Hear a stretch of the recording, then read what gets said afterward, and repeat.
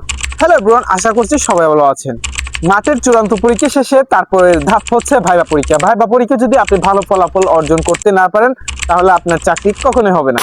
তো চলুন ভাইবা পরীক্ষায় আসা 10টি প্রশ্ন।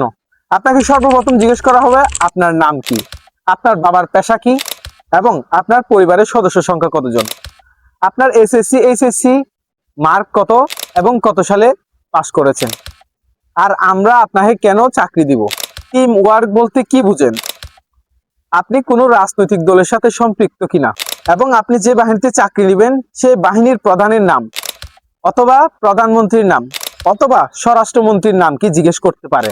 আপনার শক্তি কি এবং আপনার দুর্বল পয়েন্ট কোথায় তারা সেটা জানতে চাইতে পারে। তো সেক্ষেত্রে আপনি এই প্রশ্নগুলো গুছিয়ে সুন্দর করে সাজিয়ে নিয়ে যাবেন। এই কিছু প্রশ্নের মধ্য থেকে আপনি অবশ্যই কিছু প্রশ্ন কমেন্ট পাবেন। পরবর্তী ভিডিও পেতে চ্যানেলটি সাবস্ক্রাইব করে পাশে থাকবেন। ধন্যবাদ।